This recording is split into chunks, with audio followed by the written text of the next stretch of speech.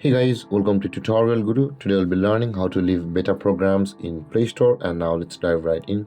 Now to leave a beta program which you have joined in the past on Play Store, first open up a Play Store app on your phone.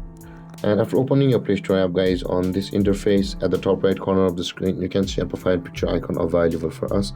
Tap on your profile picture icon at the top right corner of the screen, and this kind of interface will appear where you can see the settings option available for us at the bottom of the list. Just above help and feedback, tap on settings and you land over here where you can see the general option at the top of the list.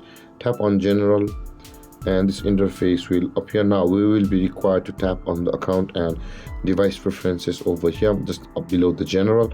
Tap on account and device preferences, and when this menu appears, guys, scroll down to the bottom of the list and you can see here it says the leave beta programs, which is the third last option just below the clear wish list. Tap on leave beta programs, and it also says tap to leave all beta programs we have joined. Tap on it and tap on leave.